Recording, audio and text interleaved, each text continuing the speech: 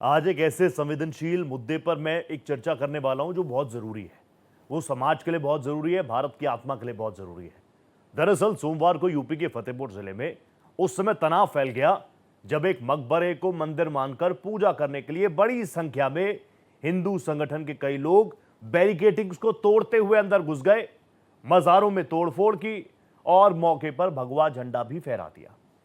तोड़फोड़ हुई, जानकारी लगी प्रशासन को, प्रशासन भी मौके पर पहुंचा। रात भर में क्षतिग्रस्त मजारों और दरवाजों की मरम्मत शुरू करवा दी गई। वहीं त्रिस्तरीय सुरक्षा घेरा भी बना दिया गया कि आने वाले दिनों में किसी भी तरीके से लॉ एंड ऑर्डर खराब ना हो। यूपी विधानसभा में इस मामले को लेकर आज जबरदस्त हंगामा देखने को मिला। यूपी सरकार में मंत्री सुरेश खन्ना ने कहा कि इस मामले में रिपोर्ट दर्ज की गई है, कानून अपना काम करेगा, जो भी कानून को अपने हाथ में लेने की कोशिश करेगा उसको प्रक्रिया के तहत दंड जरूर मिलेगा। वहीं इस मामले को लेकर सियासी संग्राम भी सातवें आसमान पर है। समाजवादी पार्टी के अध्यक्ष अखिलेश यादव ने एक्सपोज किया, तंज कसा। उन्होंने लिखा कि इस घटना के दोषियों की शिनाख्त लखनऊ के ड्रोन करेंगे या दिल्ली वालों के ड्रोन। तो वहीं ओवैसी ने बीजेपी सरकार पर निशाना साधा और इस मामले को मुसलमानों के खिलाफ नफरत और उन पर अत्याचार की कोशिश का एक उदाहरण बताया। ओवैसी ने इस पूरे मामले की कंपैरिजन जो है वो 92 से कर दिया। आप समझ गए मैं क्या कह रहा हूं, या असदुद्दीन ओवैसी क्या कह रहे हैं। इसी पर करेंगे एक सार्थक चर्चा। अपने पैनल से भी आपको मिलवाऊंगा, उससे पहले ये रिपोर्ट। फतेहपुर मकबरा मामला अब सियासी तकरार का शक्ल अख्तियार कर चुका है। दरअसल यूपी के फतेहपुर में सोमवार को एक मकबरे पर तोड़फोड़ के बाद तनाव फैल गया। हिंदू संगठनों के द्वारा मकबरे को मंदिर बताकर पूजा अर्चना की कोशिश की गई थी, जिसके बाद फसाद हुआ। प्रशासन ने रात भर में क्षतिग्रस्त मकबरे की मरम्मत कराई है और इलाके में 3 लेयर की सुरक्षा बढ़ाई गई है। समाजवादी पार्टी के अध्यक्ष अखिलेश यादव ने इस घटना पर योगी सरकार पर सवाल उठाए। अखिलेश यादव ने एक्स पर पोस्ट कर लिखा, इस घटना के दोषियों की शिनाख्त लखनऊ के ड्रोन करेंगे या दिल्ली वालों के ड्रोन। वहीं यूपी विधानसभा में समाजवादी पार्टी ने मकबरे के मुद्दे को लेकर जबरदस्त हंगामा किया। नेता प्रतिपक्ष माता प्रसाद पांडे ने मकबरे को लेकर बीजेपी सरकार पर एक पक्षी कार्रवाई का आरोप लगाकर निशाना साधा।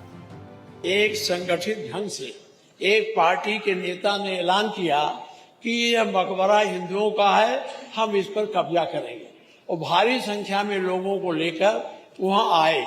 ये सही है कि पुलिस ने उसकी बैरिकेडिंग की, लेकिन बैरिकेडिंग के बाद जितनी पुलिस की आवश्यकता थी वहां रोकने के लिए वो नहीं था। ये लोग आए और हल्ला करते हुए पुलिस को धक्का मुक्की देके उसमें घुस गए और तोड़ फोड़ किया। इससे सांप्रदायिक सौहार्द बिगाड़ने की कोशिश भारतीय जनता पार्टी की सरकार कर रही है। वहीं यूपी सरकार के संसदीय कार्य मंत्री सुरेश खन्ना ने सदन को बताया कि इस मामले में सख्त एक्शन लिया गया है। इसमें सरकार का और कोई सरकारी तंत्र का किसी प्रकार से इन्वॉल्वमेंट नहीं है। हम इस बात का पूरी तरीके से खंडन करते हैं। मानव सरकार का पक्ष भी तो सुनिए। अरे बैठिए। थाना कोतवाली फतेहपुर 11/8/2021 को शाम को 6:21 पर इस पर रिपोर्ट लिखी गई। मानव रिपोर्ट लिखी गई और ये 11 लोगों के नामजद रिपोर्ट है, और नहीं 10 लोगों के नामजद है और 11वां 150 लोग अज्ञात। वहीं यूपी के फतेहपुर की घटना पर AIMIM सांसद असदुद्दीन ओवैसी ने बीजेपी पर निशाना साधा। कहा, ये मुसलमानों के खिलाफ नफरत और उन पर अत्याचार की कोशिश का एक उदाहरण है। ओवैसी ने कहा, ऐसा लग रहा है जैसे 1992 लौट रहा हो। हेट्रेड का माहौल पूरे देश में बीजेपी ने जो बनाया है, और खास तौर से उत्तर प्रदेश में तो उनको खुली छूट दी गई है। जाहिर है तो ये तो एक बेहतरीन मिसाल है मुसलमानों से हेट्रेड की और उनको अप्रेस करने की, जो उत्तर प्रदेश में हुआ है कि दरगाह पर हमला, खबरों को तोड़ना। तो ऐसा लग रहा था कि फिर दोबारा 1992 वापस आ रहा है क्या। बहरहाल सत्ता पक्ष और विपक्ष में मकबरे को लेकर रार छिड़ गया है। एक दूसरे पर वार पलटवार का दौर जारी है। Bureau report, Bharat express. तो आप देखिए पूरा मामला संसद तक, माफ कीजिएगा सदन में भी उठा। यूपी विधानसभा में आप जानते हैं स्पेशल सेशन, मॉनसून सत्र, और वहां पर ये तस्वीरें जो आपको मैं दिखा रहा हूं, भगवा झंडे लहरा दिए गए। कुछ वक्त के लिए पूरी तरीके से ऐसा लगा कि चीजें धराशायी भी हो सकती है। इसकी छत पर भी चढ़ गए थे, इसलिए शायद असदुद्दीन ओवैसी को 6 दिसंबर की याद आ रही है, 92 की याद आ रही है।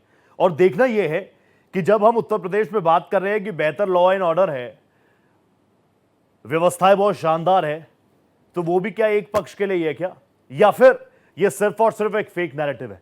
इसी पर बात करने के लिए मेरे साथ एक बहुत जबरदस्त पैनल जुड़ चुका है।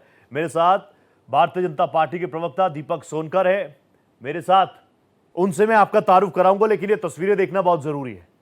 आप देखिए, मंत्री सुरेश खन्ना सदन में उठे, उन्होंने कहा हम जवाब दे रहे हैं, लेकिन आप सुनना ही नहीं चाहते। अखिलेश यादव ने भी साफ कर दिया कि यहां पर ड्रोन उड़ेंगे कि नहीं उड़ेंगे, यहां पर एक्शन होगा कि नहीं होगा, यहां पर बुलडोजर चलेगा कि नहीं चलेगा। एक तरफा कार्रवाई का आरोप एक बार फिर से सरकार के ऊपर, प्रशासन के ऊपर। तो वहीं दूसरी तरफ फतेहपुर में अगर मैं बताऊं आपको, तो यह मकबरा है कि ठाकुर द्वारा है। ठाकुर द्वारा, जी हां, क्योंकि लगातार वहां से भी विजुअल्स आ रहे हैं। वो कह रहे हैं ये तो हमारा है, दूसरा पक्ष कह रहा है हमारा है। सारी चीजें एक बार फिर से बहुत कंफ्यूजिंग। लेकिन इस पूरे मामले में सबसे पहले लॉ एंड ऑर्डर, बिल्कुल व्यवस्था चाक चौबंद रहनी चाहिए। वो जिम्मेदारी है योगी सरकार की, उससे तो कोई नहीं भाग सकता। अब एकाएक इतनी बड़ी संख्या में लोग यहां पर पहुंच गए तो फिर क्या? मेरे साथ जो पैनल जुड़ा है, जल्दी से आपका तारुफ करा देता हूं। देखिए, मेरे साथ दीपक सोनकर है, प्रवक्ता यूपी बीजेपी। मनीष सिंह है, तेज तर्रार प्रवक्ता समाजवादी पार्टी के। इसके अलावा स्वामी चक्रपाणी महाराज है, महाराज अध्यक्ष हिंदू महासभा के। और मेरे साथ इस्लामिक स्कॉलर है हाजी नाजिम साहब। मैं शुरुआत सोनकर साहब आप ही से कर रहा हूं। सोनकर साहब, फतेहपुर में जो कुछ हुआ, ये योगी सरकार का फेलियर, इसको मानते हैं कि नहीं मानते आप?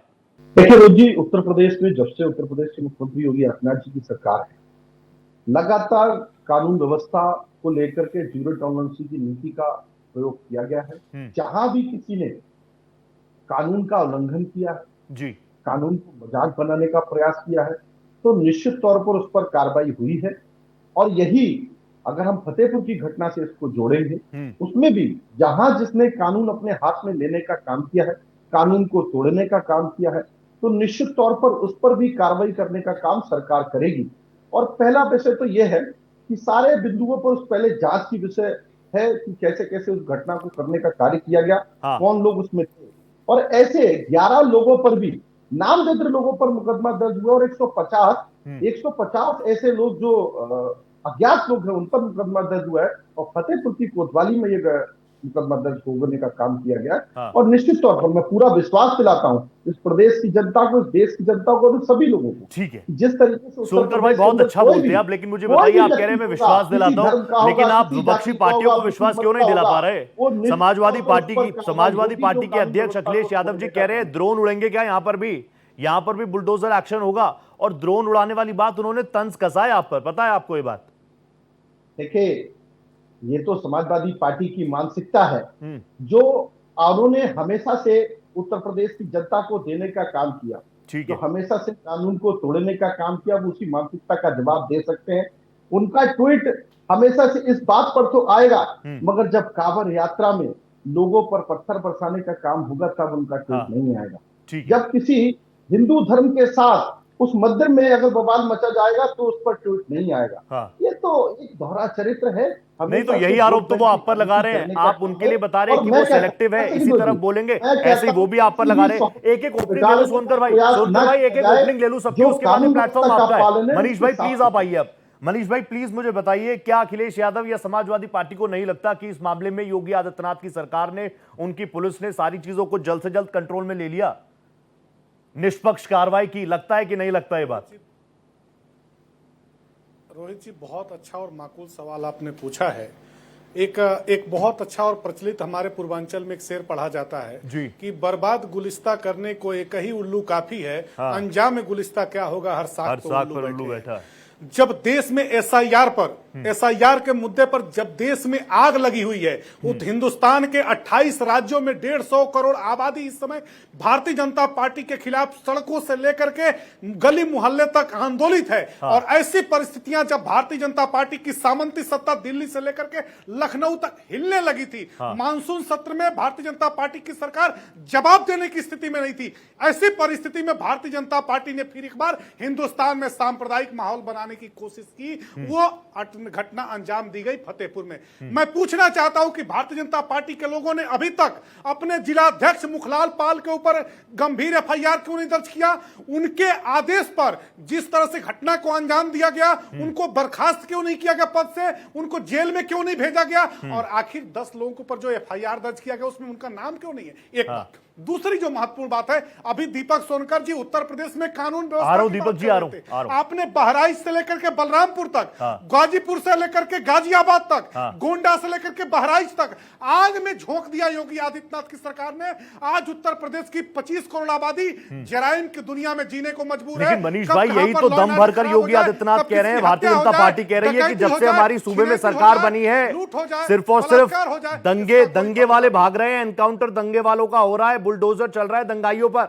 यही तो कह रहे हैं, इसी बात का तो दम भर रहे हैं वो। रोहित जी, बहुत अच्छी बात।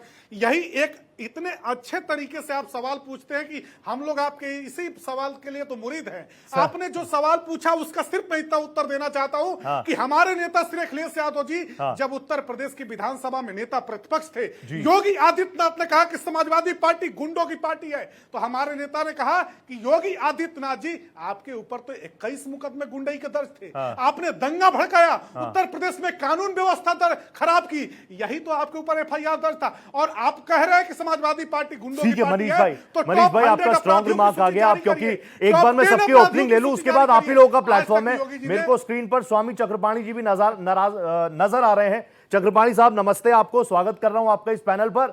लेकिन हाजी नाजिम साहब मेरे साथ पहले जुड़ गए थे, तो हाजी नाजिम साहब मैं आपके पास आ रहा हूं। मैं आपसे जानना चाहूंगा, अब तो बड़ा सवाल उठ गया है कि ये मकबरा है कि ये ठाकुर द्वारा है, जितने मुंह उतनी बातें।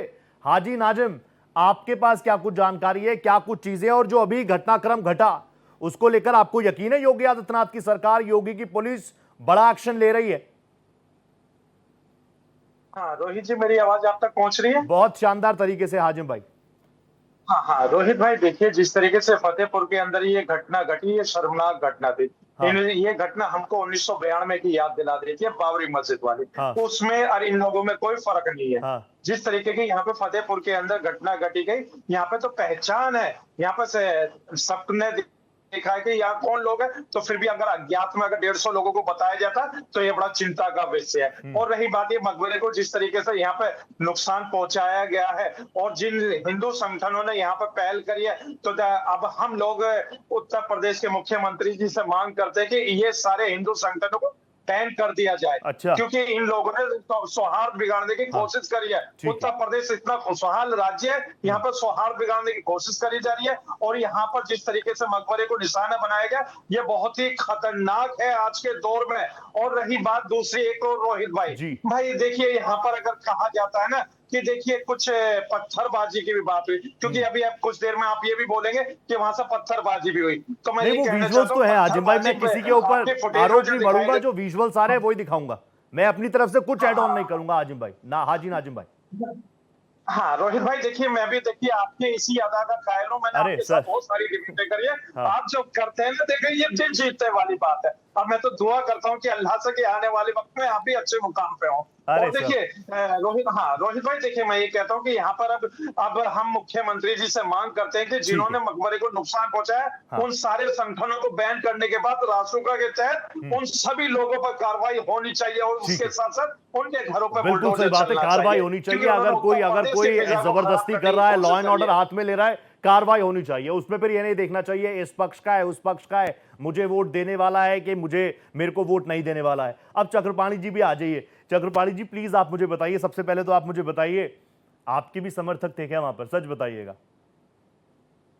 देखिए रोहित जी, आप एक वरिष्ठ पत्रकार हैं, ये अच्छी प्रकार से जानते हैं कि किस तरीके से हमारे हिंदुओं के मंदिरों को तोड़ के मुगलों ने कब्जा किया।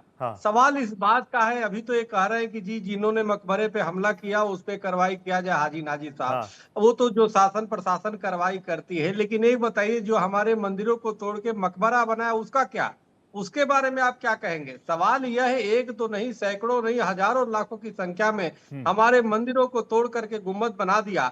एक बार भी आपके जवान जो है हाजी नाजिम उसकी निंदा नहीं करता, जबकि न वो आपके पूर्वज थे न किसी के पूर्वज थे, बल्कि वो जो है विदेशी आक्रांता थे, और विदेशी आक्रांताओं के पाप को आप गले में लटका के लेके चल रहे हैं और इतना फक्र करते हैं उस पे। ये बड़ा शर्म की बात है। अरे भाई, हम सब भाई भाई हैं, भारत में रहने वाला हर एक भाई है, लेकिन मैं आपको भाई भाई कहता रहूंगा, भाईचारे के नाम पे चारे समझ के आप चबाते रहो, ये बात ठीक नहीं है। आपको आगे बढ़ करके हमारे जो मंदिर है, जो हमारे धर्म स्थल है, वो जो प्रतीक और जिसके सबूत है उसको सेम कर देना चाहिए, आगे बढ़ के देना चाहिए, तो ये फसाद होता ही नहीं। आप राम मंदिर में भी देखो, सर्वोच्च न्यायालय ने मध्यस्थता कमेटी बनाई, चूंकि मैं उसमें खुद एक पक्षकार था सुप्रीम कोर्ट में, तो जब पक्षकार बनाई मध्यस्थता कमेटी, आप बात करने को तैयार नहीं, तो आप तो हमेशा खुद लड़ने को तैयार रहते हो, और जो दूसरे अगर जो हिंदू अपनी अधिकार की बात करता तो उसको चाहते हो, सभी हिंदू संगठन को आपने लपेटा कि सभी हिंदू संगठनों पे कार्रवाई हो। आप तो चाहते हो कि देश गजवा हिंद हो जाए। आप तो एक तो पाकिस्तान ही करवाई दिया, अब दूसरे जो है आप हिंदुस्तान में हिंदू संगठनों पे नकेल कसना चाहते हो, और वैसे भी हिंदू संगठनों की तो हर व्यक्ति कोई भी आशा कार्रवाई करता है। ये बात आपकी है, भारत को जानते हैं, सिर्फ भारत को जानते हैं चक्रवर्ती महाराज जी। सुन लीजिए, आप टीवी लिहाज मत करिए। आप बोल रहे थे तो मैं चुप था, आप टीवी लिहाज न करिए भाई, आप मुझे बोलने दीजिए। आप बोल रहे थे तो मैं चुप था। देखिए आज नाजिर साहब अपनी आप दिखाने लगे असली अपनी रूप, ये बात ठीक नहीं है। आपको ये चाहिए था कम से कम अपनी न्याय सम्मत बात करते। आप बताओ कितनी दुर्भाग्यपूर्ण बात है कि हमारे हमको खुद ठीक है, हमारे मंदिरों को, आश्रमों को मुगलों ने अपना मंदिर बना दिया, और उसके बाद जब अधिकार मांगने की बात हो रही है तो आप उस पर उनसे कार्रवाई करो। यानी हम पीड़ित है, दूसरे उस पर आप कह रहे हो कि कार्रवाई करो, इनको तो जेल में भेजो। ये कहाँ की न्याय सम्मत बात है भाई? ये तो बात किसी भी कीमत पे ठीक नहीं है। और आप जानबूझ करके माहौल को गर्म न करिए। आप जानबूझ करके आग में घी डालने का काम जिस प्रकार से कर रहे हैं हाजी नाजिर साहब, ये ठीक बात नहीं है। हमें लगता है कि आपको न्याय सम्मत बात करना चाहिए। हिंदुओं पे जितना अत्याचार, जितना अन्याय हुआ है, पूरे इतिहास के पिछले पलट के देख लो, और जिन मंदिरों के अवशेष है, जिन मंदिरों के सबूत है, जिन मंदिरों पे कि जहाँ पे मकबरे बने, जहाँ पे मस्जिद, उसी की मांग किया जा रहा है। ऐसा थोड़ी कि हर मस्जिद में कोई भी अपना वो कर ले रहा है। आप दोनों की बातें जा रही हैं, आप दोनों की बातें जा रही है, क्योंकि आप दोनों हमेशा मेरे पैनल में रहते हैं, दोनों ही बहुत मेरे रिस्पेक्टेड है, इसलिए आप दोनों बोल रहे हैं तो मैं भी शांत हूँ। नहीं, आप शांत है, देखिए, लेकिन ये हमें बोलने नहीं देते। जब हम बोल रहे हैं तो ठीक है। हाजी नाजिम साहब एक बार 40 सेकंड और सुन लीजिए। यहाँ पे आप पीछे क्यों रह गए? हाजी नाजिम भाई एक बार 40 सेकंड दे दीजिए चक्रपाणी महाराज को, फिर मैं आपके पास आ रहा हूँ। चक्रपाणी जी प्लीज आप बोलिए, लेकिन आप मुझे ये भी तो बताइए कि ये रुकेगा कहाँ पर? अगर आप यही कहते रहेंगे कि हमारे 3000 मंदिरों को तोड़ा, 30,000 मंदिरों को तोड़ा, मैं भी हिंदू हूँ, मैं भी आपका अनुयायी हूँ, मैं उतना ही प्यार हाजी नाजिम भाई से भी करता हूँ, लेकिन कहीं ना कहीं तो इसको रुकना पड़ेगा ना। नहीं, देखिए, मेरा ये मानना है कि जहां पे साक्ष्य और सबूत है, जो सरेआम सबूत चिल्ला के कह रहा है, तो आखिर देखिए हिंदुओं को कितने सैकड़ों सालों से, आप देखो 1528 में मीर बाकी ने हमारे राम मंदिर तोड़ा, उसके बाद किस प्रकार से मुगलों ने हमारे कृष्ण जन्मभूमि सब तोड़ दिया। एक बार भी मुस्लिम समाज या हाजी नाजिम साहब या कोई मुस्लिम संस्था आगे बढ़ के माफी नहीं मांगा, बल्कि उसकी पाप को गले में लटका के उसके प्रवक्ता बन जाता। अब हाजी नाजिम प्रवक्ता बन के अब उसकी तरफ से टीवी जांच कर रहे हैं। ये तो बोल लिए मैं मौन था, और जब मैं बोलता हूं तो मेरी आवाज को दबाने लगते हैं। ये बात ठीक नहीं है। आप भाई, आप कम से कम न्याय सम्मत बात करिए। ये बताइए, अल्लाह ताला जो रहीम है, रहमान है, वो कैसे स्वीकार करेगा कि किसी के मंदिर को तोड़ के मस्जिद बना दो? आप वहां भी जाओगे दोजख में, वो भी अल्लाह ताला कोड़े मारेगा कि तुमने क्यों हिंदुओं के साथ जमीन कब्जा किया, क्यों हिंदुओं के मंदिर धर्म स्थलों को किया। भाई अल्लाह ताला तो निष्पक्ष होता है। ठीक है स्वामी चक्रपाणी जी, आपकी बात आ गई, आपकी बात आ गई। आप यही कहना चाह रहे हैं कि हमारा विवाद, सारी चीजें कोर्ट ही सुलझाता है, तो फिर ये गंगा जमनी तहजीब कैसी, ये भाईचारा कैसा, यही है ना आपका पॉइंट? इस पर 40 सेकंड में रिएक्ट कर दीजिए। मनीष भाई तुरंत आ रहा हूं आपके पास। हाजी नाजिम भाई 40 सेकंड आपके पास। हाँ, देखिए, अभी इन्होंने देखिए राम मंदिर की बात करी, तो मैं इनको याद दिला दूं, गोस्वामी तुलसीदास जी को ये मानते हैं भाई हम तो वास्तविक मानते हैं, अगर ये काल्पनिक मानते तो अलग बात है। हाँ। गोस्वामी तुलसीदास मुगल काल के दौर में मौजूद थे, उन्होंने किसी भी ग्रंथ में ये नहीं लिखा कि यहाँ पे इस मंदिर को तोड़ के मस्जिद बनाई गई है। सुन लीजिए, जब गोस्वामी तुलसीदास मुगल काल के दौर में थे, उन्होंने कहीं भी किसी ग्रंथ में नहीं लिखा, लेकिन यहाँ पर सुप्रीम कोर्ट का जो फैसला आया था बाबरी मस्जिद को हमने स्वीकार कर, गंगा जमीन तहजीब तो देखिए बाबरी मस्जिद को जिस तरीके से सुप्रीम कोर्ट के कोर्ट का सम्मान मुस्लिम समाज भी करता है, सही बातें बताने वाली बात थोड़ी है। हाजी नाजिम साहब मैं वापस आऊंगा, लेकिन मनीष जी प्लीज आप मुझे बताइए, अखिलेश यादव जी की अपनी एक अलग फॉलोइंग है, मैं जानता हूं, लोग उनको बहुत पसंद भी करते हैं। कल दिल्ली में भी थे, तब मैंने उनकी तस्वीरें देखी थी, बैरिकेड्स कूद गए, उन्होंने बोला 18,000 मैंने आवेदन दिए थे, एफिडेविट भी दिया था, तब भी इलेक्शन कमीशन ऑफ इंडिया और योगी सरकार ने इलेक्शन कमीशन ऑफ इंडिया को मैनिपुलेट कर दिया। लेकिन प्लीज आज मैं आपसे जानना चाहूंगा, जो आज उन्होंने कहा ड्रोन, क्या वाकई इतना अविश्वास है अखिलेश यादव को योगी सरकार, उनके प्रशासन, उनके कामकाज के तरीकों में, कि ऐसा तंज कसेंगे?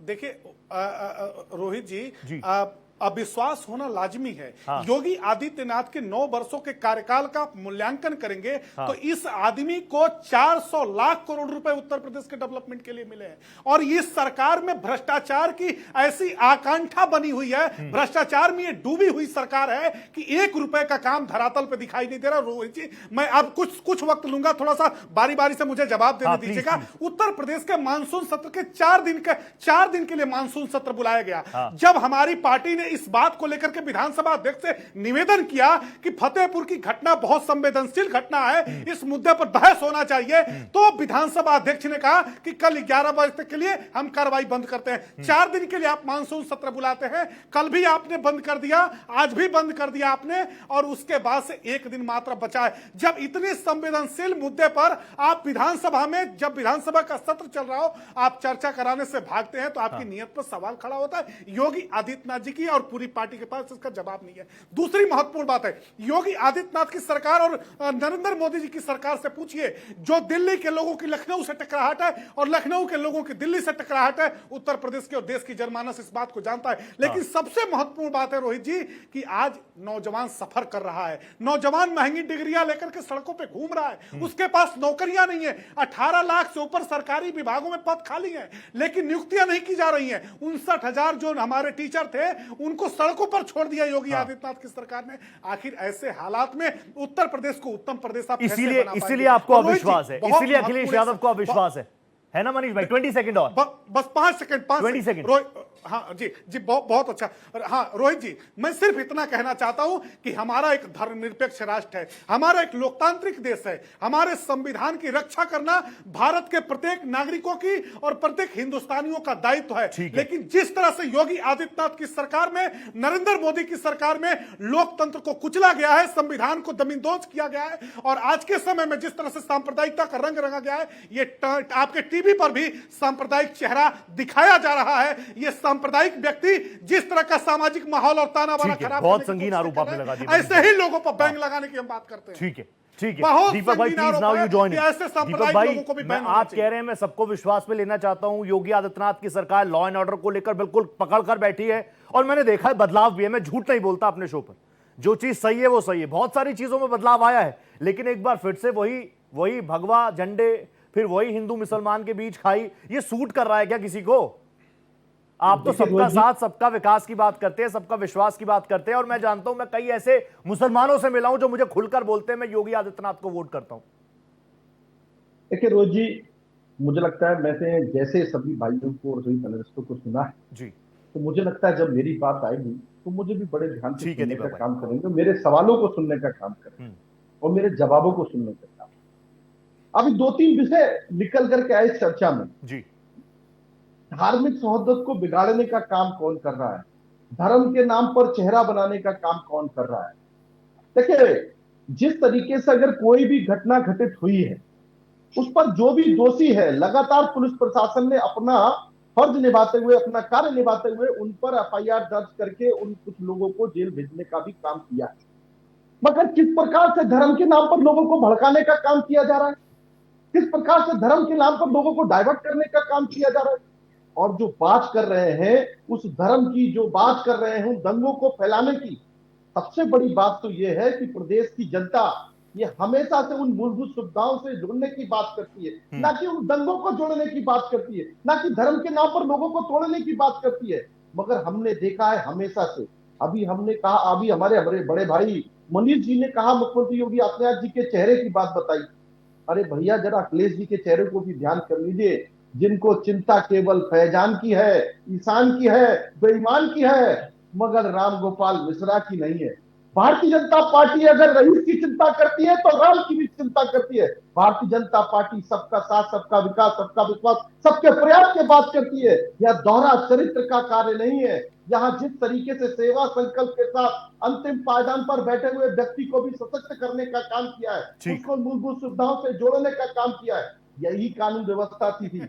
रोहित जी, मुझे वो दृश्य याद आता है, मैं बरेली का रहने वाला हूँ, वो बहड़ी के दंगों को मैंने देखा है, कोई किस जवाब नहीं है तरीके भारतीय से जनता पार्टी जाति के लोगों को देख देखिए ना, करके चेहरा देखिए उनके ना, नामों को कोई पूछ जवाब करके नहीं है उन पर भारतीय लाठियां जनता पार्टी बरसाने के का पास। काम किया। मैंने कहा उन कि पर 18 लाख जेल में सरकारी डालने का विभागों काम में किया। पद अरे खाली मनीष हैं, भाई, नौजवान अरे मनीष गुमराह हो रहे आपको हैं, सड़कों पर आंदोलित आप हैं। बड़े भाई हो, भारतीय जनता पार्टी बहुत के पास अच्छे कोई प्रस्ताव जवाब मैं नहीं है जानता रोहित हूँ, जी। इस पर एक बहुत बार अच्छे जवाब पूछ प्रस्ताव मैं लीजिए जानता कि हूँ, कितने मगर लाख लोगों सच्चाई को कड़वी नियुक्तियां होती है, दी हैं, सच्चाई को कितने लाख देखना लोगों को पड़ेगा। नौकरियां दी। अखिलेश पूछिए यादव ना जी रोहित के जी, भ्रष्टाचार को पूछिए जानना भारतीय जनता पड़ेगा। पार्टी के उन प्रवक्ता अखिलेश से। यादव जी के भारतीय धर्म जनता के पार्टी खिलाफ के जो प्रवक्ता के दौड़ पास जानना आज पड़ेगा। उत्तर इस प्रदेश में प्रदेश की सांप्रदायिकता जनता का उस बात माहौल को है, जानती है सौहार्द और बिगड़ चुका विश्वास है, करने के लूट अखिलेश डकैती, यादव को हत्या, जरूरत नहीं बलात्कार, है। छिनैती, मैं खुला रोड नहीं पर करता सरेआम हूँ। हो ठीक रहा है है। मनीष भाई, विश्वास ठीक है करने का दीपक भाई, कोई आप जरूरत दोनों की नहीं बातें आ गई। है। मनीष भाई, जो आप सवाल देखिए कह रहे हैं भारतीय पूछने जनता को, पार्टी के उत्तर लोगों का प्रदेश चेहरा। जनता ने जो उत्तर प्रदेश के मुख्यमंत्री योगी आदित्यनाथ जी पे लगातार जो विश्वास जताया है, जो 2014 से देश की जनता ने प्रधानमंत्री आदरणीय नरेंद्र मोदी जी पर विश्वास जताया, 2017 में जनता का विश्वास देखिए उत्तर प्रदेश देखिए के भारतीय योगी जनता आदित्यनाथ पार्टी जी के के लोगों साथ का है। चेहरा देखिए, सुविधाओं के सदन साथ में है, चर्चा जो कराने गरीब से कल्याण भाग जाते योजना हैं। गरीबों तक 11 पहुंचने बजे की कल सदन के साथ चलेगा, है। कल और उन 11 बात बजे है सदन चलेगा। जो उन अरे जब अपराधियों को यही आप संरक्षण देने करना का था काम तो करते थे, 4 दिन का उन भी आपने अपराधियों सत्र को, में माफियाओं दिन क्यों को मंच रखा? पर सजाने नहीं का काम बुलाते करते सत्र। थे, आज उनको जेल में अरे भेजने का काम माफियाओं भी के अगर दम किसी पे ने तो किया योगी है की तो सरकार उत्तर चल रही प्रदेश है। के मुख्यमंत्री योगी आदित्यनाथ जी योगी ने किया है। आदित्यनाथ की ये धर्म सरकार चरित्र की और बात मत राज्यसभा में करिए, चुने ये जाने धर्म वाले के खिलाफ सदस्य राजनीति मत करिए। माफियाओं के ये वोट से कानून चुने व्यवस्था जाते का हैं उल्लंघन रोहित जो भी जी। करेगा, वो किसी धर्म का होगा, किसी जाति का होगा, किसी वक्त का होगा, उस पर कार्रवाई ठीक होगी। है, आप दोनों की निश्चित बात आ कार्रवाई गई। मैं वापस आऊंगा क्योंकि रोहित पॉलिटिकल जी, पार्टीज है, मैं रोहित जानता हूं जी, आप दोनों में इन मार पलटवार ऐसी चलता रहेगा। मैं चाहूंगा एक बार हाजी भाई प्लीज स्क्रीन पर आए। हाजी नाजिम भाई प्लीज मुझे बताइए, देखिए ये आग तो लगा रहा है, कोई ना कोई तो आग लगा रहे हैं ना। दोनों पक्ष आमने सामने आ रहे हैं, फिर एक दूसरे को मार भी रहे हैं, पीट भी रहे हैं। ये वही जगह है जहां पर हिंदू मुसलमान दोनों समुदाय एक साथ मिलकर ईद भी मनाते हैं, दिवाली भी मनाते हैं। तो ये आग कौन लगा रहा है, मुझे बता दो ना प्लीज।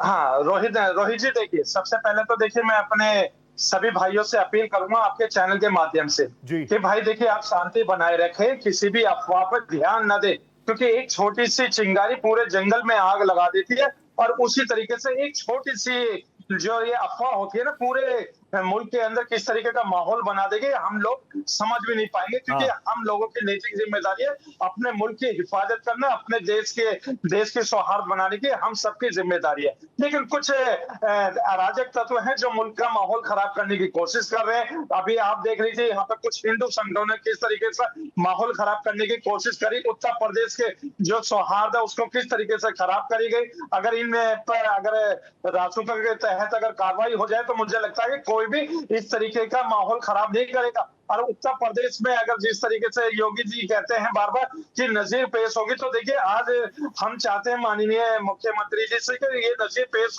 आप कर दीजिए। जिन लोगों ने यहाँ पर मकबरे को नुकसान पहुंचाया उन संगठनों को आप नाजिम भाई अगर मैं और नाजिम भाई नाजिम भाई मैं आपसे एक चीज पूछूं, आपने नाजिम भाई उत्तर प्रदेश के जो नाजिम भाई मैं आपसे एक चीज पूछूं, मुख्यमंत्री योगी जी है उनका जो फैसला है बिल्कुल अटल फैसला होता है। तो हम तो यही चाहते हैं कि इन सबको चिन्हित कर इनके घरों पर बुलडोजर चले। ठीक है नाजिम भाई मेरी बात सुनिए।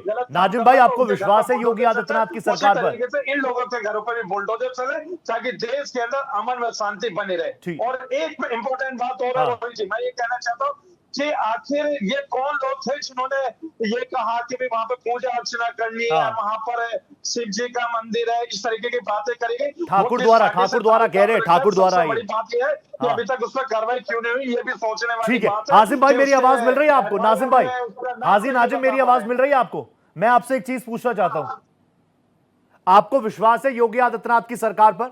मैं आपको देखिए एक बहुत संवेदनशील मुद्दा है और मैं इस तरीके के मुद्दों में ज्यादा जाता भी नहीं हूं, लेकिन फिर भी मैं आपसे पूछ रहा हूं। आपने देखा वहां पर जो मकबरों को तोड़ा गया, जो थोड़ा बहुत उनको क्षतिग्रस्त करने का प्रयास किया, योगी आदित्यनाथ की सरकार ने तुरंत ऑर्डर दिया और वहां से उस भीड़ को हटा के तुरंत वहां पर मरम्मत का काम करवाया गया। ये ठीक बोल रहा हूं मैं कि गलत बोल रहा हूं? योगी आदित्यनाथ की सरकार ने करवाया ना ये? हाँ रोहित जी, देखिए हमें उत्तर प्रदेश के मुख्यमंत्री माननीय योगी जी पे पूर्ण विश्वास है। हाँ। और इतना विश्वास नहीं तो मेरा सवाल ये है कि फिर आपको 92 कैसे याद आ गया? 92 में तो मस्जिद जो विवादित ढांचा था उसको ढहा दिया था, कार सेवकों पर गोली चलवा दी गई थी, यहां तो ऐसा कुछ नहीं हुआ, तो क्यों 92 याद आया आपको हाजिम भाई, नाजिम भाई? हाँ सुन लीजिए, देखिए बयान में इसलिए मुझे याद आया कि बाबरी मस्जिद का माहौल पूरे देश ने देखा था और यहाँ पर जिस तरीके से प्रशासन इतना अलर्ट था, अलर्ट होने के बाद भी जिस तरीके से वहां पर हिंदू संगठनों का सैलाब आया, तो लग रहा था कि आज ये मकबरे को बिल्कुल बाबरी मस्जिद की तरह बिल्कुल शहीद कर देंगे। लेकिन योगी जी ने बढ़िया काम किया, ये हाजी नाजिम कह रहे हैं। योगी जी ने बढ़िया काम किया, ना यहाँ पर गोलियां चली ना किसी की जान गई। 92 में तो बहुत बुरा दृश्य था, वो तो मैं देखता हूं तस्वीरें, मेरे सीनियर्स बताते हैं। चक्रपाणी जी प्लीज आप भी आइए। चक्रपाणी जी क्या है, मैंने आपसे यही पूछा Chakrapani ji, with all due respect to you, आप जानते हैं मैं आपका बहुत मान सम्मान करता हूं, मैं इस भगवे का बहुत मान सम्मान करता हूं, तो मैं आपसे पूछना चाहता हूं कि कब तक ये लड़ाई जारी रहेगी? कितने मस्जिद, कितने मकबरे वापस कर दिए जाए? कहीं तो एंड होगा ना? आपको हिंदू भी सुनता है, मुसलमान भी सुनता है, ये आपको भी पता है। देखिए मेरा मानना है देश हम सबका है, हिंसा का तो किसी भी प्रकार से रास्ता कोई उसका विकल्प नहीं होता, हिंसा नहीं होना चाहिए। दूसरी बात यह है कि जहां जहां साक्ष्य प्रमाण है, कोई भी है, लीगल कार्रवाई करनी चाहिए, कानूनी कार्रवाई करनी चाहिए, अपने अधिकारों को लेकर के जागरूकता रखनी चाहिए। और क्योंकि ये लड़ाई हिंदू मुस्लिम की नहीं है, यह लड़ाई विदेशी आक्रांता वर्सेस भारतीयता की लड़ाई है और ये भारतीयता हमेशा जीतेगा। हाजी नाजिम साहब अभी कुछ समय के लिए भले प्रवक्ता मुगलों के बन गए हैं, लेकिन देखिए आने वाले कल में भारतीयता की बातें करेंगे, तो मुझे पूरा विश्वास है, क्योंकि इनके भी डीएनए वही है जो हमारी डीएनए है, सब हिंदुओं के वो है। तो इसलिए मेरा ये मानना है, मेरे ये पूरा विश्वास है कि सत्य में जयते, सत्य की जीत होती है। अब जरूरी है कि ये किसी भी तरीके से ऐसा नहीं करना चाहिए कि दंगे की स्थिति हो या किसी भी हो, लेकिन जरूरी है कि मुस्लिम पक्षकार भी हाजी नाजिम साहब जैसे स्कॉलर, इस्लामिक स्कॉलर या और संस्थाएं आगे बढ़ करके जो हिंदुओं के मंदिर है, जो हिंदुओं के स्थान है, उस पर मिल बैठ के बात करें और वो सोल्यूशन निकाले कि हाँ भाई उन्होंने, मुगलों ने पाप किया है और इसको आप लीजिए सम्मान। अब देखिए ना, मुझे एक बात बताइए चक्रपाणी जी, ये जो मुद्दा हुआ फतेहपुर में, इसको 92 से कंपैरिजन करना, ये ऐसा नहीं लगता कि और भड़काने वाली बात है? नहीं, ये तो भड़काने वाली। रोहित जी देखिए, आप भी राजनीति को समझते हैं, हम भी समझते, कहीं ना कहीं तो राजनीतिक बयान है ये। जानबूझ कर सुदीन ओवैसी ने बोला, जानबूझ करके कट्टरपंथी विचारधारा के लोग बोल रहे हैं, क्योंकि वो मुसलमानों को दिखा रहे, देखो तुम पे अन्याय हो रहा, अत्याचार हो, लेकिन ये नहीं दिखा रहे कि देखो जी उसकी मुख्यमंत्री योगी आदित्यनाथ जी ने मरम्मत भी करा दी, उसको देखो कितने लोगों पे एफआईआर करा दी। तो कहीं ना कहीं जानबूझ करके माहौल खराब कर रहे हैं कुछ लोग राजनीतिक में। लेकिन हमारी बात सिर्फ ये है कि हिंदुओं को उसका अधिकार मिलना चाहिए। किसी के साथ अन्याय हुआ हो, न्याय सम्मत बात यह है कि अगर एक समय विदेशी आक्रांता आके हमारे मंदिरों को कब्जा किया है, तो अब उसकी गुलामी के प्रतीक खत्म होने चाहिए। और सहस्त्र इस्लामिक स्कॉलर, इस्लामिक बड़े संस्थाएं आगे बढ़ के इस मिल बैठ करके जितने भी विवाद उसको सुलझाने के लिए आगे आना चाहिए। ठीक है मनीष भाई, मैं आ रहा हूं आपके पास। हाजी नाजिम 20 सेकंड दे पाऊंगा आपको, प्लीज। एक आप हाथ उठा रहे थे।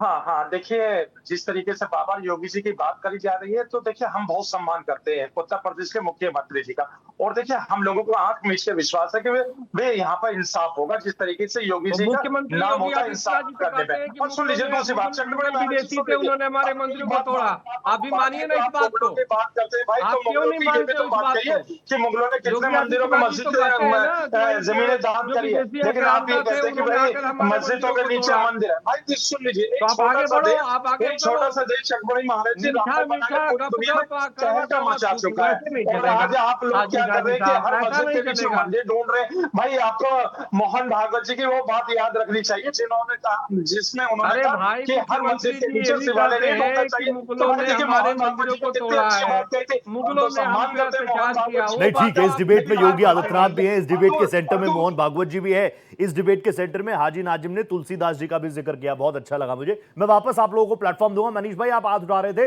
लेकिन आपने कहा कि मैं सवाल पूछूं, तो मैं दीपक भाई के पास जा रहा हूं आप ही का सवाल लेकर। दीपक भाई, सीधा सीधा यही आरोप समाजवादी पार्टी का कि आप युवाओं को नौकरी नहीं दे पा रहे, महिलाओं को सुरक्षित नहीं रख पा रहे, और भी सारी चीजों में इंडस्ट्रीज की आप बात कर रहे हैं, मिलों की आप बात कर रहे हैं, सब कुछ पर ताला लग रहा है। और इसीलिए एक बार फिर से आप यही धार्मिक चीजों को जानबूझकर प्री प्लान तरीके से जनता के सामने ला रहे हैं, कंफ्यूज कर रहे हैं। गलत तो नहीं कह रहा मनीष भाई? यही है ना सवाल आपका? नहीं, एक छोटा सा सवाल मैं पूछना चाह रहा हाँ, था। पूछ लीजिए, फिर मनीष भाई रिएक्ट कर देंगे जल्दी, दीपक भाई रिएक्ट करेंगे। हाँ जी, रोहित जी, मैं सिर्फ इतना कहना चाहता हूं, चक्रपाणी महाराज जी इस चैनल पर बैठे हुए हैं। हाँ। मेरा बहुत गंभीर और वाजिब सवाल है, आप भारतीय जनता पार्टी वालों से पूछ लीजिएगा। उत्तर प्रदेश के 3 प्रमुख धार्मिक स्थलों का उल्लेख करना चाहता हूं मैं। पहला धार्मिक स्थल काशी विश्वनाथ जी का, दूसरा धार्मिक स्थल प्रभु श्री राम जी की अयोध्या जी का, और तीसरी भगवान कृष्ण जी की मथुरा वृंदावन जी का। मैं पूछना चाहता हूं कि काशी विश्वनाथ जी में कॉरिडोर बनाने के नाम पर चक्रपाणी महाराज जी सिर्फ इतनी बात बता दीजिए कि 8000 से ऊपर छोटी बड़ी मूर्तियों को नहीं तोड़ा गया। योगी आदित्यनाथ जी की उपस्थिति में नरेंद्र मोदी जी के सांसद रहते हुए क्या 8000 से ऊपर मूर्तियों को, मंदिरों को नहीं तोड़ा गया छोटे बड़े? दूसरा, अयोध्या जी की पावन धरती पर डेवलपमेंट के नाम पर, कॉरिडोर बनाने के नाम पर और उसके सुंदरीकरण के नाम पर क्या 4238 मंदिरों को, छोटे बड़े मंदिरों को नहीं तोड़ा गया? इसी को थोड़ा मॉडिफाई कर देता हूं दीपक भाई, ये आरोप है कि आस्था का व्यवसायीकरण करते हैं आप। रोहित जी प्लीज 10 सेकंड देखिए मनीष भाई, 10 सेकंड ही दे पाऊंगा, फिर पूछिए। नॉन स्टॉप बोलेंगे सोनकर भाई। प्लीज 10 सेकंड हाथ में जोड़ो भाई, आप ही का हाँ जी, बहुत अच्छा। नहीं, और मथुरा वृंदावन में माताएं और बहनें सड़कों पर उतर करके योगी आदित्यनाथ की सरकार पर आंदोलित थी हैं। उन्होंने थाली बजाई, उन्होंने योगी आदित्यनाथ जी को चूड़ियां तक दिखाई कि हमारे वृंदावन में भगवान कृष्ण की पावन ठीक है मनीष भाई, आपका सवाल आ गया। दीपक सोनकर ऑन स्क्रीन नाउ। दीपक लगा है, वो लोगों के ऊपर लगा है जो सनातन धर्म को झंडा लेकर के वोट के लिए। ठीक है मनीष भाई, आगे सवाल दीपक। के चरित्र में और मनीष भाई के चरित्र में थोड़ा सा फर्क आ रहा है। हाँ, आज जिन स्थानों की बात कर रहे हैं, लगातार उन्हीं स्थानों का विरोध समाजवादी पार्टी ने किया है।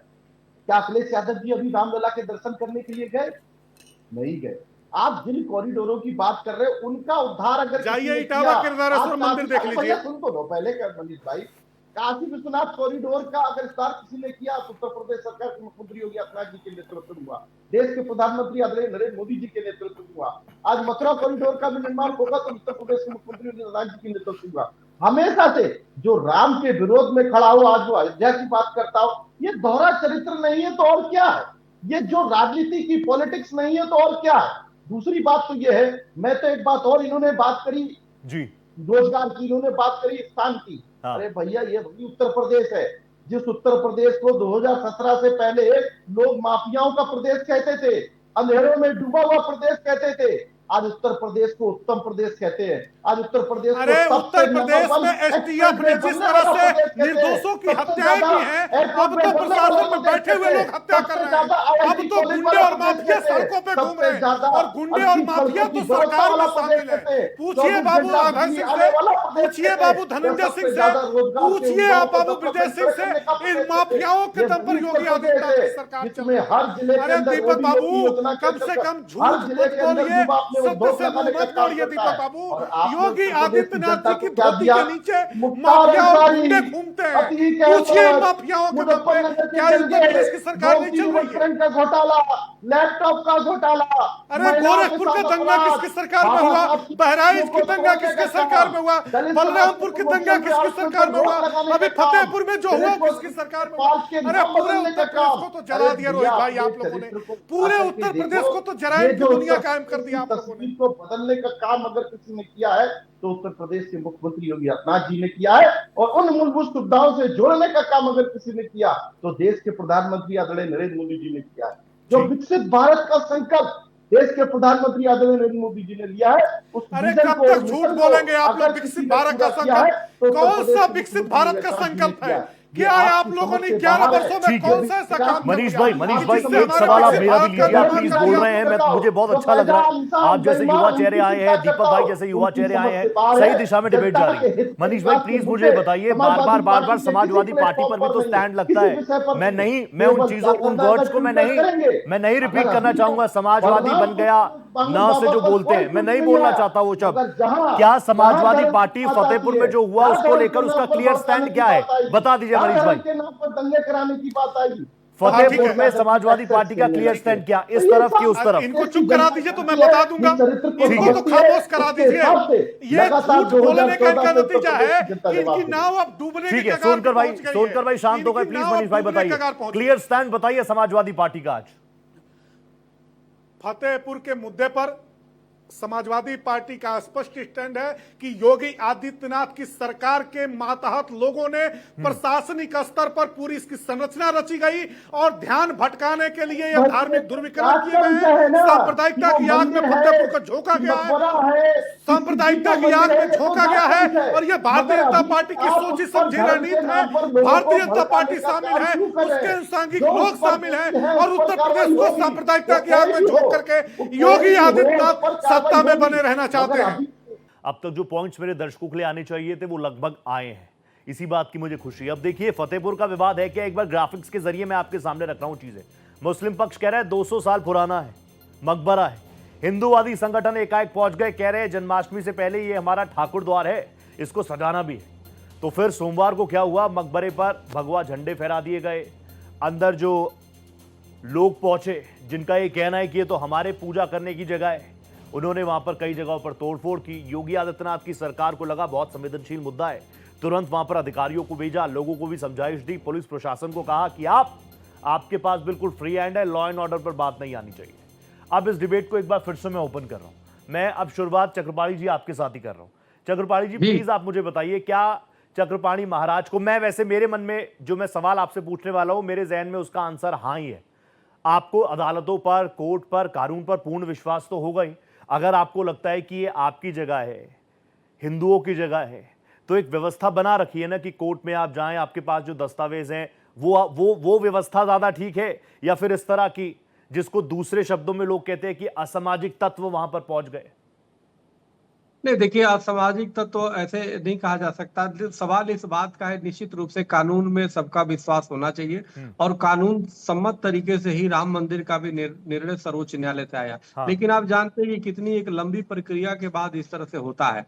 अब हिंदू समाज या सभी सर्व समाज अब जागृत हो चुका है और वो पढ़ता है, अब इतिहास को पढ़ने लगा है, तो इसलिए वो अपने धरोहर को, अपनी विरासत को नहीं चाहता है। और वो क्या मांग कर रहे थे, वो तो यही मांग कर रहे थे कि भाई हम इसको ठाकुरबाड़ी को सजाना चाहते हैं। तो सजाना में तोड़ने का तो था ही नहीं, ये तो बवाल दूसरे लोगों ने कर दिया। वहां पे आके देखो जी कब्जा कर रहे हैं, कर रहे हैं। अरे भाई, अगर जो आपको इतना था तो आप वहां पे नमाज उमाज जो भी करना चाहते करो, हमें कम से कम उसको सजाने तो दो, वहां पूजा तो करने दो। इससे तो और सद्भावना आई। आप भी कोर्ट में जाओ, वो भी कोर्ट में जाए, कोर्ट में जाके लड़ते। लेकिन आपने तो बेवजह सभी हिंदू संगठनों को लपेटने लगे, नहीं जी बस इनको फांसी पे ही लटका दो। तो ये हाजी बात भाई तो ठीक कह रहे हैं नहीं। रासुका की धारा लगनी चाहिए, राष्ट्रीय सुरक्षा कानून लगना चाहिए, बड़े से बड़ा एक्शन लेना चाहिए।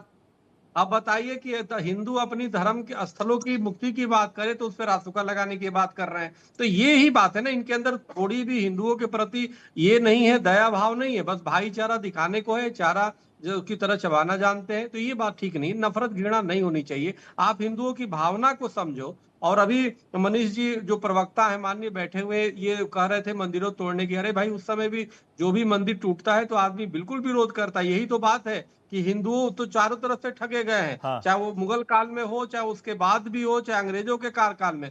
लेकिन हमें लगता है कृष्ण जन्मभूमि की भी आंदोलन है और ऐसा माना जाता है कि आपके नेताजी वो भगवान कृष्ण के वंशज है। तो हमें लगता है कृष्ण जन्मभूमि की मुक्ति के लिए समाजवादी पार्टी को भी आगे आना चाहिए। हर लड़ाई थोड़े हर हिंदू संगठन लड़े, हमें लगता है आपको भी आना चाहिए और अपना जो है कृष्ण जन्मभूमि मुक्ति कराना चाहिए। लेकिन उस पर तो कहीं ना कहीं समाजवादी पार्टी मौन होती है और जब निर्णय आ जाता है कोर्ट से राम मंदिर के, मैं आपसे एक सवाल और पूछूंगा, 30 सेकंड और मैं आपको दूंगा, आप प्लीज बोलिएगा।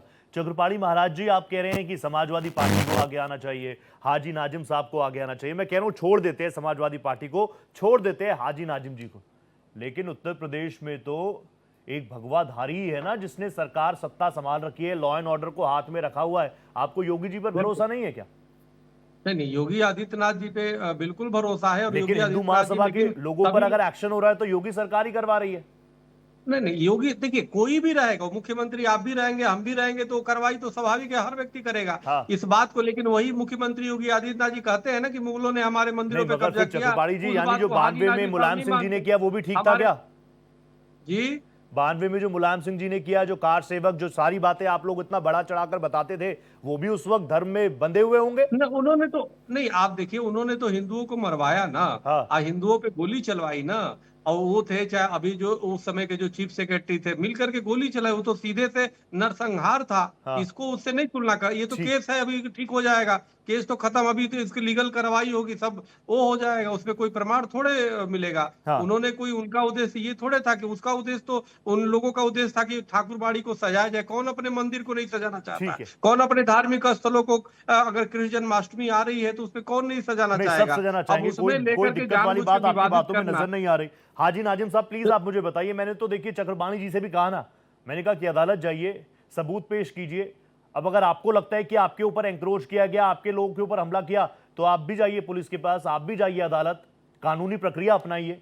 नहीं हाँ रोहित जी, नहीं, ये तो देखिए हम बैठे लोग तो बैठे सिर्फ संविधानिक रास्ता लोग हैं। लगवाएंगे हाँ, हिंदू हर संगठनों वक्त के। देखिए हम संविधान का पालन करते हैं, और देखिए कानून व्यवस्था को हम बनाने के पूरे प्रशासन के साथ हमेशा खड़े रहते हैं। लेकिन यहाँ पर जिस तरीके से आपने देखा होगा, मकबरे के ऊपर जिस तरीके से भगवा झंडा लहराया गया था, अरे मकबरा ये का कहाँ ठाकुरबाड़ी है, उचित है? सुन कैसे लीजिए, मकबरा कह अरे सकते हो चक्रपाणी भाई? वो महाराज जी, मंदिर मैंने है, आपको सुना था, चक्रपाणी वो महाराज जी, मैंने मंदिर है आपको बड़े भाई। धैर्य से आप सुना था, आए तो हैं, मुझे वो कर लगता रहे है हैं। कि आपको भी सुनना चाहिए भाई।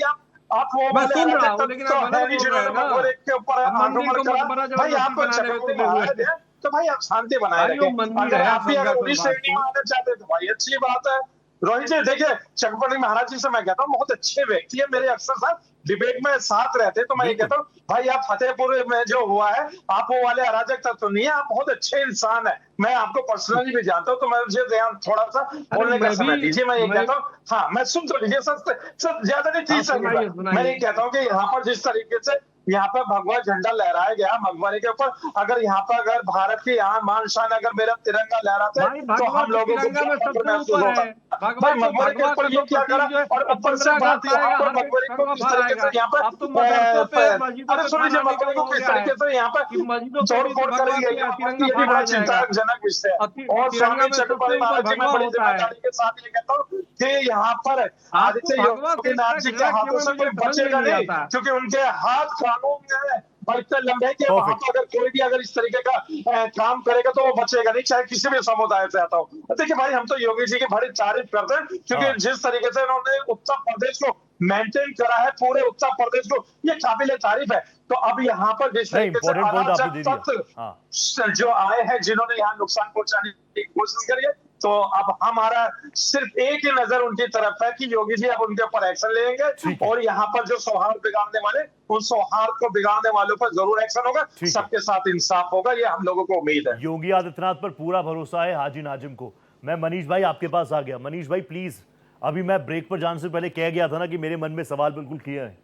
मैंने आपसे पूछा था आपका क्रिस्टल क्लियर स्टैंड क्या। अब जब खुद योगी आदित्यनाथ जी ये कह चुके हैं 80-20 की वो बात कर चुके हैं, तो वहां का स्टैंड तो क्लियर है, लेकिन बावजूद उसके हाजी नाजिम कह रहे हैं कि मुझे विश्वास है योगी आदित्यनाथ पर, मुझे विश्वास है योगी जी कड़ा सा कड़ा एक्शन लेंगे। तो फिर समाजवादी पार्टी को विश्वास क्यों नहीं है और क्लियर स्टैंड किया? आरोप यही है ना कि आप मुसलमानों की राजनीति करते हैं, आप एमवाई समीकरण को बर्बाद नहीं होने देना चाहते, इसलिए आप कई जगहों पर बहुत सेफ प्ले कर जाते हैं। मनीष भाई। रोहित जी बहुत अच्छा आपने सवाल पूछा है। एमओआई का समीकरण अब पुरानी बात हो गई। हाँ। अब नई बात पीडीए के पराक्रम, पुरुषार्थ और परिश्रम के बल पर जिस तरह से 2024 के लोकसभा के चुनाव में भारतीय जनता पार्टी को जमींदोज किया सियासी रूप से, हाँ। अब भारतीय जनता पार्टी की छिलबिलाहट और बिलबिलाहट सामने दिखाई दे रही है। एक बात। दूसरी जो महत्वपूर्ण बात है, पूछिए चक्रपाणी महाराज जी से, ये हिंदू हृदय सम्राट, बहुत इनका आदर और बहुत इनका सम्मान है। पूछिए कि भारतीय जनता पार्टी की सरकार में योगी आदित्यनाथ ने 5000 विद्यालयों को बंद करने का, प्राथमिक विद्यालयों को निर्णय लिया। क्या हिंदू परिवार के बच्चे उसमें नहीं पढ़ते हैं? क्या हिंदू परिवार के गरीब बच्चे उसमें नहीं पढ़ते? क्या चक्रपाणी महाराज जी ने स्टैंड क्लियर किया कि योगी आदित्यनाथ जी आपका यह फैसला हिंदू समाज के विरोध में है, इस निर्णय के हम आपके खिलाफ हैं, पाठशाला खुलेंगी? मैं एक विधानसभा क्षेत्र है रामपुर कारखाना, रोहित जी, मैं बहुत ईमानदारी से बताना चाहता हूं, 48 हमारे विधानसभा क्षेत्र में 48 चौराहे हैं, 123 शराब भट्टियां योगी आदित्यनाथ की सरकार में खुली है।